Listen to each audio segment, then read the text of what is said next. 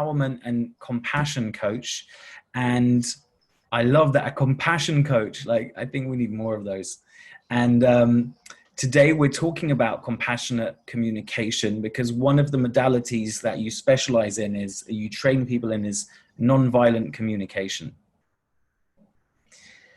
And it really moves me because I'm really fascinated, and Togetherness is fascinated with how can we connect even when there's conflict. Not like we all have to hold hands and skip around like unicorns under the rainbows, but what's the commonality underneath the argument? And I felt this a lot with Brexit, is that people just have different needs and different fears, and they're acting from those places, and sometimes it can just swell up into this great kind of cataclysm, this great splitting between people, individuals, or countries. So I'm really fascinated with NVC. We've got some great questions today. Would you like to start by telling us a bit about what's drawn you to this work? Well, that's very easy to say. I did not grow up in touch with my emotions. And I did everything by rationally analyzing what was happening and finding a way to be right. And this was an utter disaster, but I didn't really have any other influences to help me do something differently. So when I discovered NVC, I discovered people who were willing to hear me with compassion, and something about a different language from the one we've grown up in. I really want to address something about this, because we all grew up in a tradition and many cultures that embrace winning by crushing the opponents. In history, drama, literature, many things that demonstrate the glory and triumph of winning are at the cost of somebody else's needs, lives, security, hopes. And this is where we get lost, because we've been trained to function that way. So I've got some perspectives that I would like to bring in here. So when we receive a stimulus that something difficult has happened around us, our body does something. And many people will find their shoulders tense up, their jaw tightens, their belly tenses. And as soon as the brain hears those things, the brain goes into control, because that's what we've learned. We get hijacked. Like that happens to me, you know, and it can happen at the smallest thing. Like if someone pushes in front of me or drives too close to my bicycle, I can go from being a very like absolute Buddha of compassion to like absolute killer in a split second. Yes, absolutely so. Absolutely so. And the same thing happened to me. I was in a queue for shopping baskets and not trolleys, and there was a man with a trolley, and I was just I actually just saw myself going into, what are you doing with that trolley in the baskets line? Yeah. So I just said to the man, fortunately, that's not what I said. I said something about, are you in this line? And he said, oh my goodness, I've been in here for 2 hours. My partner needs this, the children need that.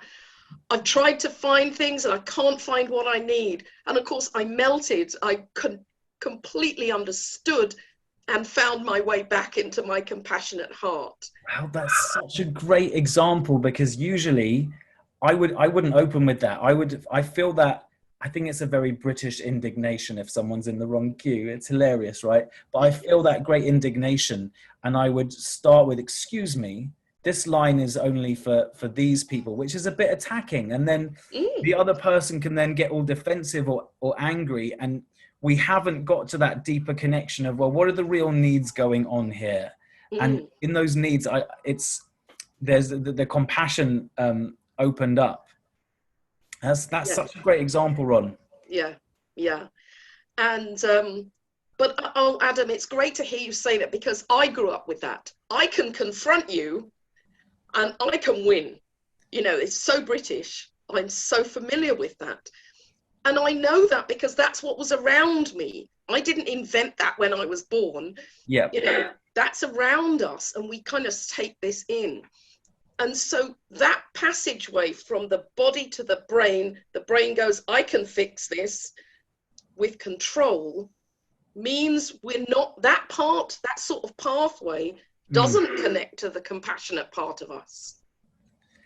And I want to say it, I want to speak a little bit to the person who's also trying to get their needs met by saying, excuse me, this isn't correct, because that's, I work a lot with boundaries and agency and sovereignty, and most of us are really trained to let people walk over us left, right, and center. And I think it is really important to be able to say, hey, look, I matter and my feelings matter, and I'm here, and otherwise we can disappear. So, you know, I hope through, and we can talk a bit about with compassionate communication, how we can look at getting our needs met and communicate what's underneath it. So I think this would be a nice time to go to some questions that we've received. How about we start with this one from Roman Norris, which is, how can we show our anger in the moment without making the other person wrong or upset?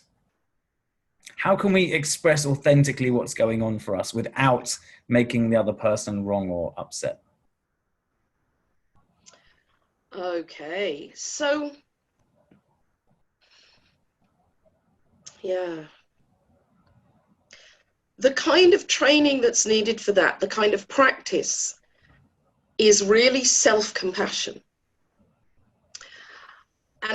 And even bringing in another person is already too complicated, because we haven't yet learned how to be soft around our own anger. So anger is so often about the desperate feeling that deeply valued needs are not being met. And they feel very deep and crucial to us that they are met. And sometimes it's that they have not been met for years and years, and you are now at the end of your tolerance.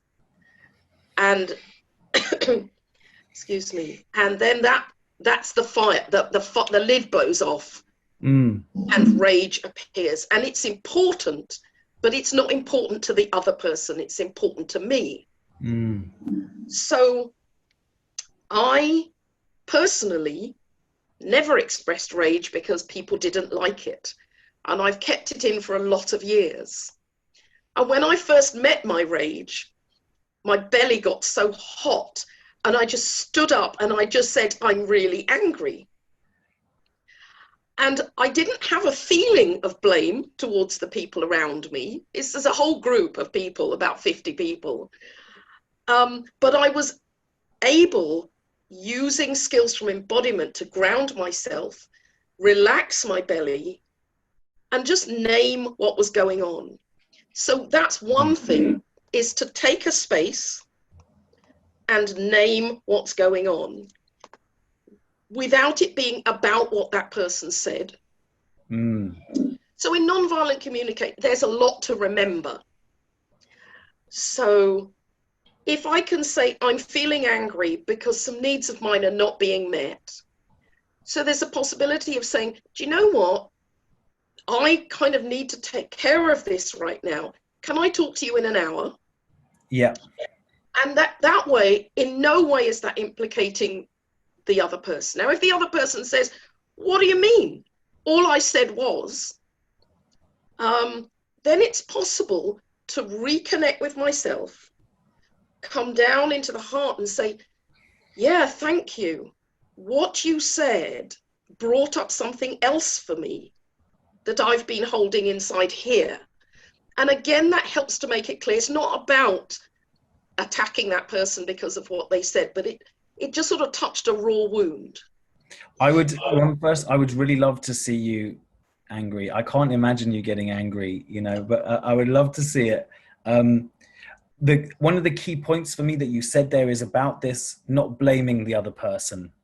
And so that's like taking responsibility for our own feelings. For, we have a right to our feelings and a responsibility to feel them, and that they're our own. And that feels so important. If I'm feeling attacked, I mean, how, if one is feeling attacked or blamed, it's very hard to do anything other than defend ourselves, because it's such a horrible feeling. So I love that. Take some space and look after our own feelings, and don't blame the other person. I really like what you say as well about just saying I'm feeling angry, and it's so good. I sometimes I do that in my relationship, and I encourage my clients as well to acknowledge their feelings like that. I think it's really, really healthy. Is there anything else you'd like to say about this question from Roma? I would, yes, thank you. Now, Marshall Rosenberg would have said, he would have distinguished between feeling blamed or attacked. That's kind of passive. It implies that someone is attacking me, someone is blaming me. And so that brings us back to those words that we seldom use in our everyday language: hurt, scared, vulnerable. And we don't, that would be kind of opening the heart a bit much. And I have really taken to using those words wherever I do a talk, because I think if they become part of common parlance, that's the reality of how I am. If I feel that someone is pressuring me with something that feels attacking, if I say you're attacking me, immediately that person is defensive, and they feel exactly the same thing, that I'm blaming them.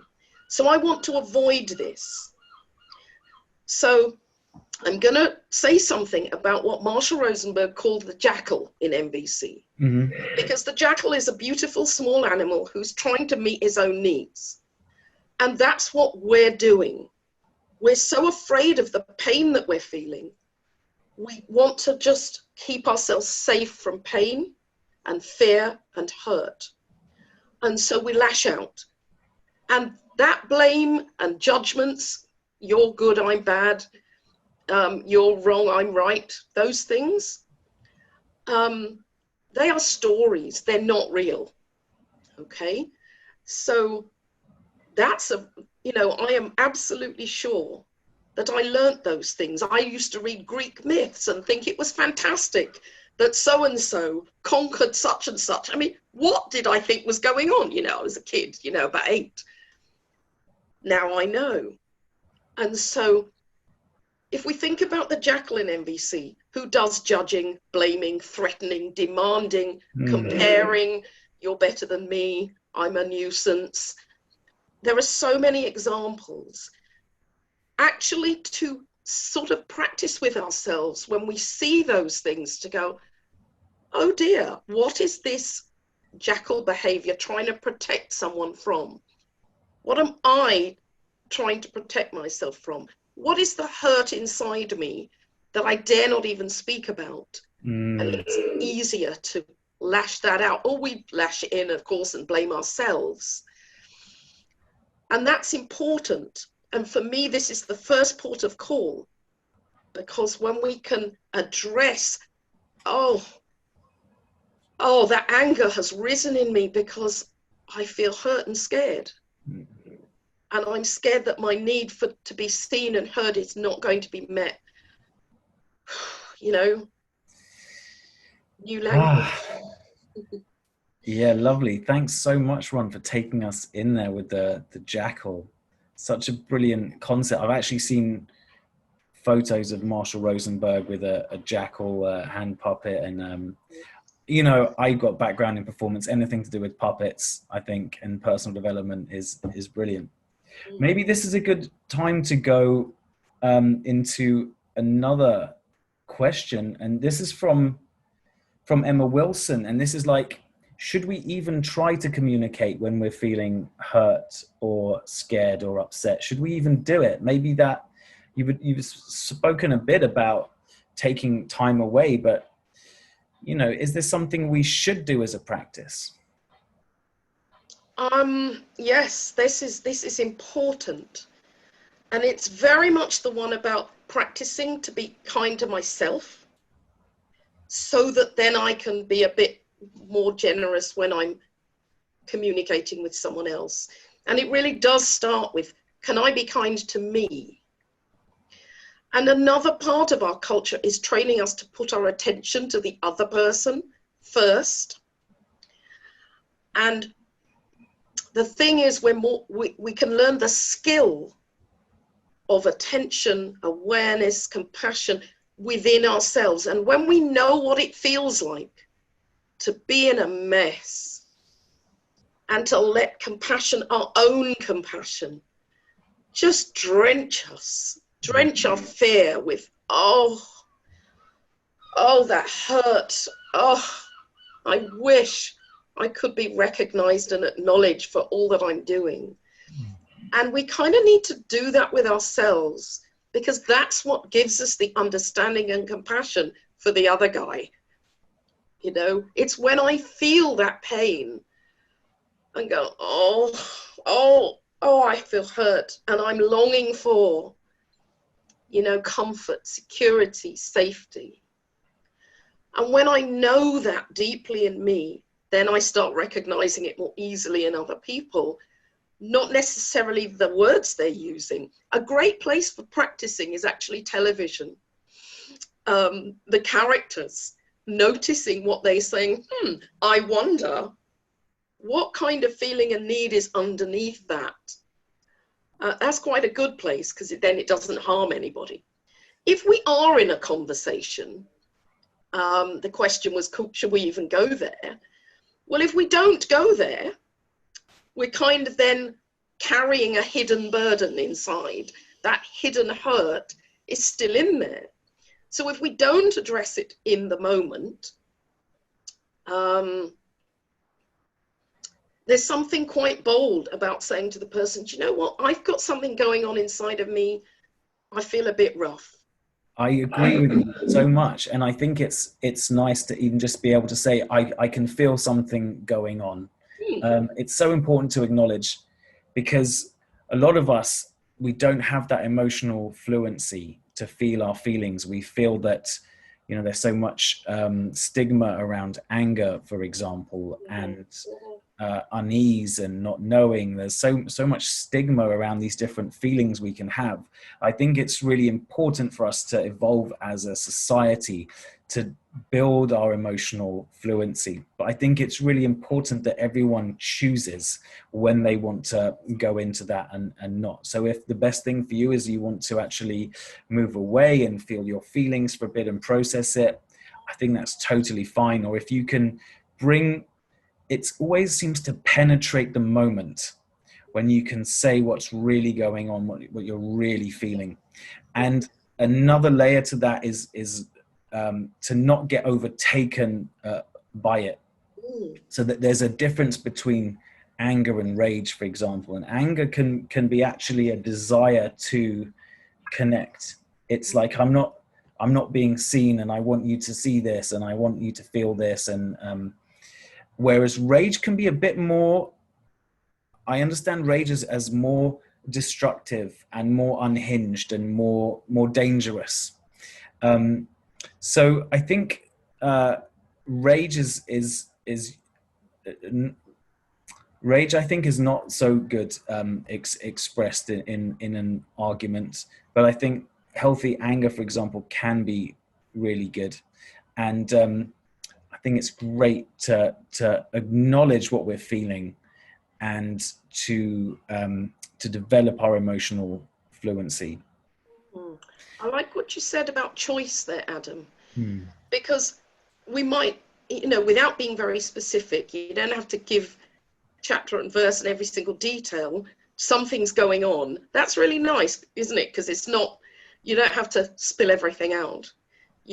But you could also say, even, I can't talk now. That's another way of saying, oh, can you just give me a little space? I'll get back to you.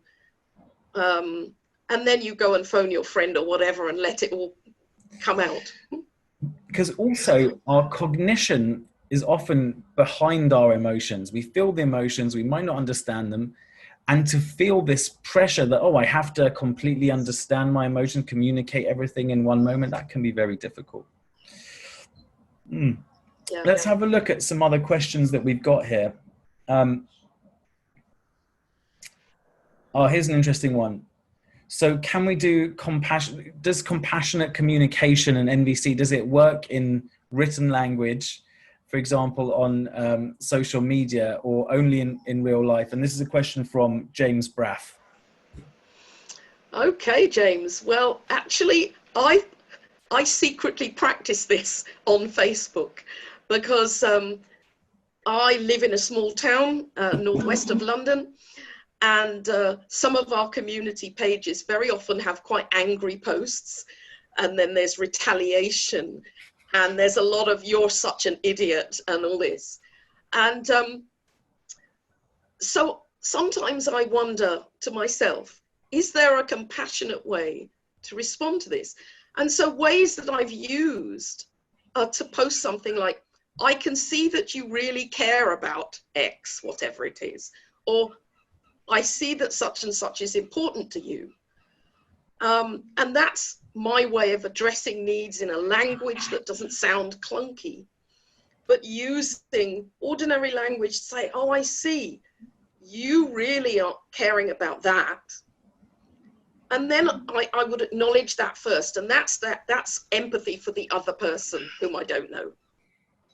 And then I might say, as well as that, I also care about this other thing, the thing that you're putting down, the thing that you don't enjoy. I care about this because it means such and such to me. Therefore, I feel that if I can empathize first with the other person, takes a lot of practice, of course, then I can say, well, actually, I've seen what you care about, and actually this is something that bothers me. I'd love to see something happen here.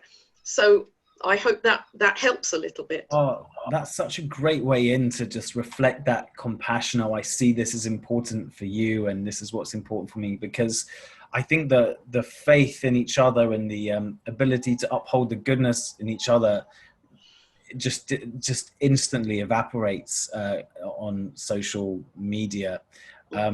So that's a great tip. Thanks for that, Ron. That's really good to know. Let's see what else we've got here. Daniela Weltzel wants to know how to communicate without getting the other into defensiveness and still staying in touch with my emotions and needs. I mean, we talked about that a little bit. Maybe we could talk a little bit more about that. I absolutely love Daniela's question. And there is something about, I'm a child of immigrant parents, and education was really emphasized for me.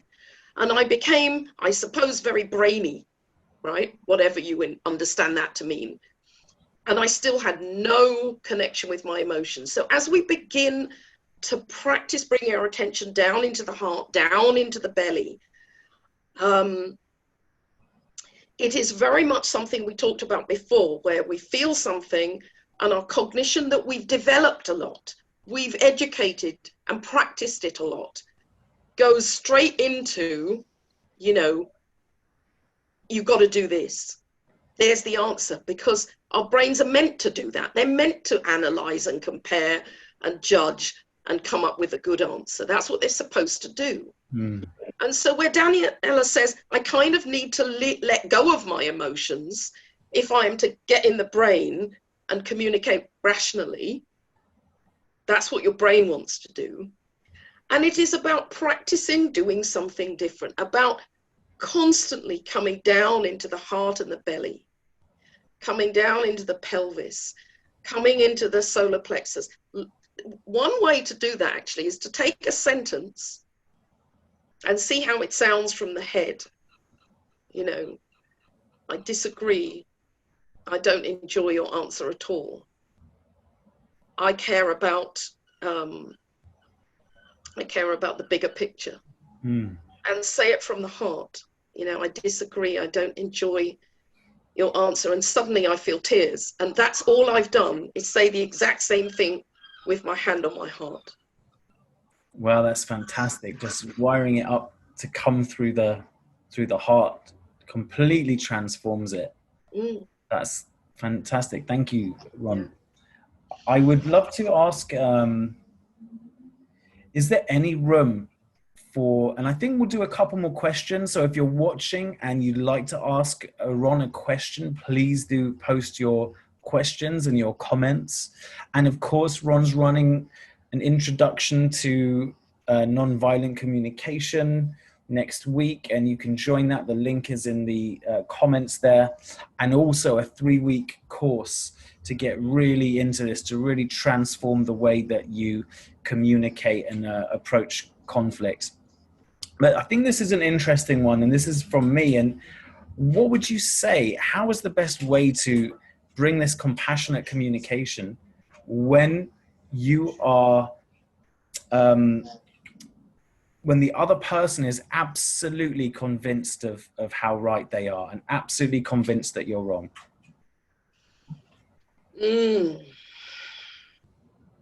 That is tough. Here are some short answers. Practicing when you're not in that situation, of course. Practicing with buddies, like having an empathy buddy, where you can say, look, I got so steamed up about this. I was furious. And my brain, and that's another thing, of course, when our emotions are really strong, our brain shuts down, you know? So there are different options. It's either the brain takes over and then you can't feel the emotions, or the emotions get really high and the brain just shuts down. You can't think what to do. So it's about practicing with little things and trying it out with other people. It's really great if you can find buddies and you say, you know, it wasn't a big thing that I missed the bus, but I was mad, you know, whatever it is. So practicing when you don't need it, so that your nervous system gets a chance to try out different responses from, how dare this person say I'm wrong? I'm furious because they're not even seeing my point of view at all. And that's really difficult. It's a big in-your-face challenge. Wow, it's just put there for us to develop our ninja skills. And we have some of those: centering, relaxing the belly, relaxing the midline, the jaw, the chest, and the belly. It can be very disheartening to try and speak to someone and they're like a wall of granite. And it feels like there's no space to connect. And wouldn't that be an amazing thing to say to the person? I'd really love to continue this conversation. And yet when I see how you feel so convinced about how right you are about it, I actually feel a bit nervous about approaching you with my view, because it doesn't seem like there's enough space for me as well. I feel relaxed as you say that. The tension just releases, literally. That's fascinating. Louise Graham would love to know, she'd like some help when she's feeling lost for words and someone's looking at her to communicate what's wrong or what's changed and she doesn't know what to say. So, what help with when she's feeling lost for words and someone's wanting her to communicate how she is? And hands up who's ever experienced that. Thanks for your question, Louise. That is a really tough challenge, isn't it? And where there are expectations, you know, like you're the one, what do you feel, you know? And people do that actually. When I began to practice nonviolent communication and asked people how they feel, and they'd say, well, how do you feel? And the answer would just be totally confused, you know. How can we be gentle around that? Gentle to ourselves. I really don't know what to say.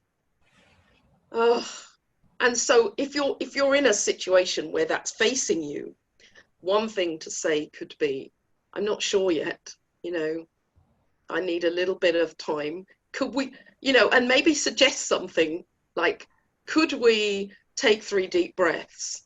Or could we say 3 things we appreciate in the room around us or something? As sort of have some prepare, something you've prepared earlier to say, to take the stress out of that situation. Because it sounds very full on, when people are expecting you to say something. And again, it's about practicing when you're not in that situation. And so one thing is go away, chat to me, chat to Adam, chat to a buddy. What things can I say that remind me that I'm grounded and present, even when I'm challenged? So something like feeling the ground under your feet, if that works for you. Putting your hand on your heart or your belly and just know I'm there, I'm present. That's all I need is my presence. It's about taking space for yourself and knowing that you don't have to immediately tell that person just because that's what they want you to do. Like, you get to choose. And the thing of saying what's really going on in that moment, it's like, I'm not sure, and I need to take a little bit of space now. That's totally great, and that's a way of staying connected and staying truthful with that person. There's this thing of ghosting now.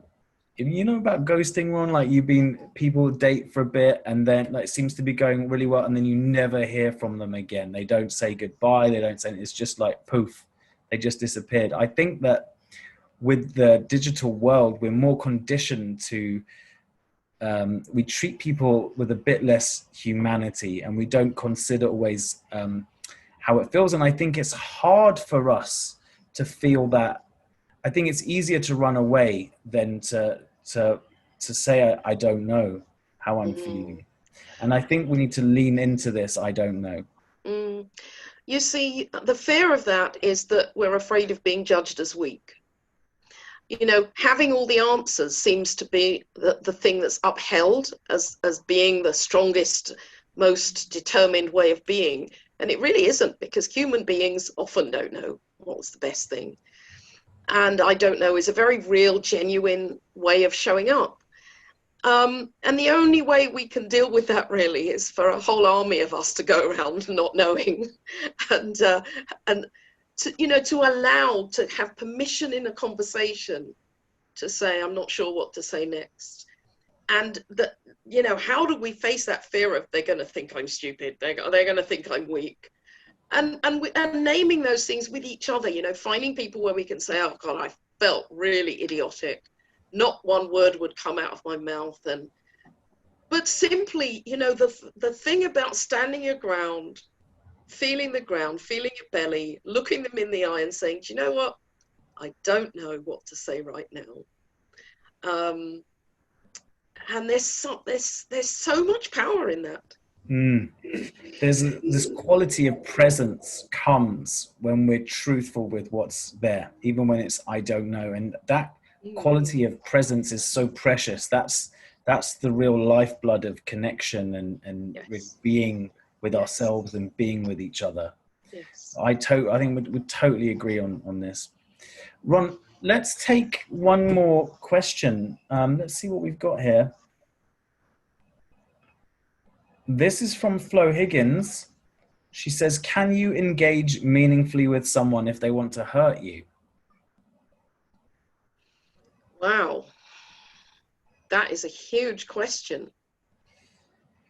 And the answer is, of course, I don't know, and it depends. Great.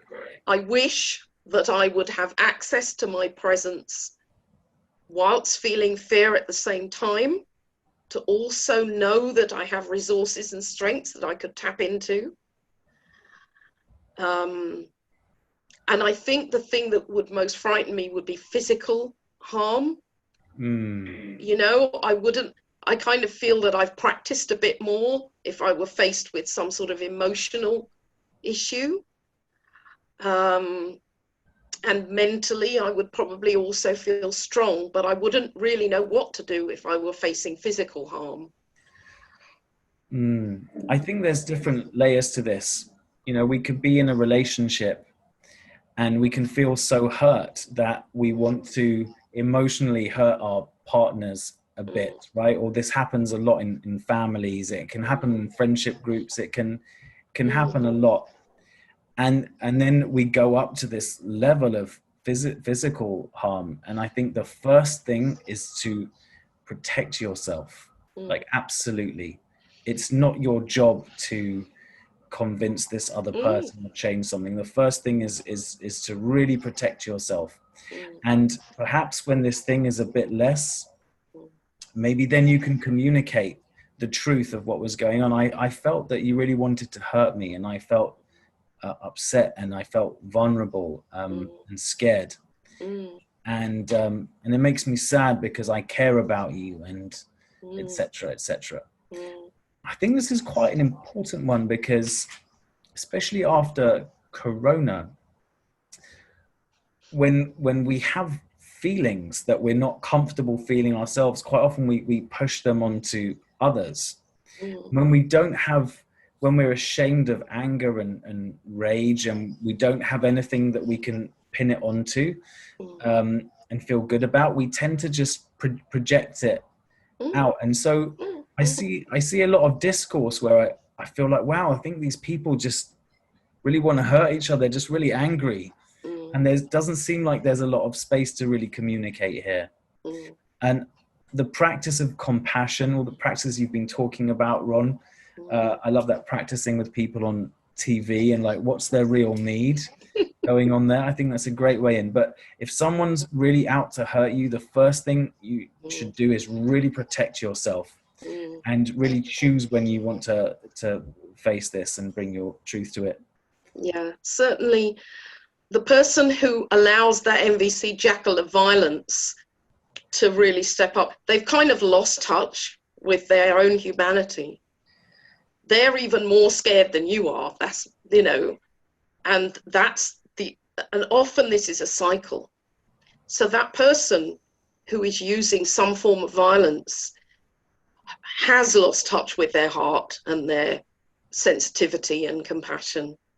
And so I completely agree to get yourself to somewhere safe, whatever that looks like, and get some support as well. Maybe reach out for some other resources. And hands up if who's ever lost connection with their heart at any point. I have. Definitely. I think it's really a big ask to ask people to stay. That's what I'm reluctant, I'm resistant to spiritual practice, which says you must always be in your heart the whole time, you must never get angry, because this is a bypass, like life takes us on a wave, and we need this emotional fluency to be able to meet the truth of it. And that's what brings us closer together.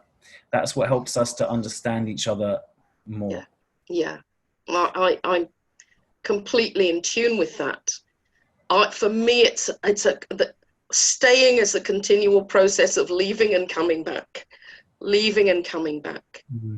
coming into the compassion, the groundedness, the presence, and then the next challenge will come. It doesn't matter how much you practice, the next challenge will come and knock you over again, always. And it is about the number of times you practice means you go, there I go again. I'm just about to lose it over this thing I may have practiced for years. And breathing, all of the things that we know how to do. One of the things I know that everybody isn't great at is practicing something. We've all got some great practices of breathing and some yoga postures and connecting to the ground, and we don't always do them. It's not that easy when we don't need it then. But it is. I love this. This is humanness for me, that you get centered, you get grounded, you get present, and then it comes and you leave, you fall over, and then you allow the compassion to wash over you. Oh dear, I just fell over again. Oh, I said that thing I said I would never say. Oh, I love to have a little bit of humor in those moments, because I think the noticing is what's really valuable for us. Like, oopsie, I just got really angry again, bad me. And it can be quite fun to even say it out loud sometimes. I find that's really helpful. Great, Ron. I think I think we should leave it here. I want to say that Ron is leading an introduction to NVC next week. The link is in the description on the live, and then a 3-week course starting in August if you want to get really deep into understanding and practicing embodied nonviolent communication, so that it's part of your system. You don't even have to really think about it. Ron, would you like to say something about the course? Well, yes, indeed, I would. And the course will include the structure of NVC, what it is, and the embodiment of how do you do that. Because we need that relationship between the words and language and thoughts and the gut feelings and our instincts. And we need them to be in relationship with each other when we receive challenges. So I will teach embodied skills as well as language that helps us to relate with ourselves and to other people, and attention to feelings and needs. And it's so much about how to be there when you're really facing something difficult. And as usual, the first part of the course will begin with that self-compassion. How can I be present when the waves are knocking me down again and again? And then we'll see how we can express ourselves and relate to other people and practice listening. That will be a huge key of practicing listening with empathy rather than listening with advice and other I hate advice. I hate it. And this course is going to be really good for you if you work with people in any way, if you're a professional, if you're a therapist, if you have employees, if you work for someone, you're not sure how to express things that are difficult, if you ever are stuck for how to talk and have difficult conversations, this is going to be really helpful for you. And I think it's helpful for the world to bring more understanding of compassion and listening into the world right now. So thanks very, very much, Ron de Brito, and look forward to seeing those of you who join us on the course next week. Thanks for listening, watching this Togetherness Facebook Live. See you again soon. Bye.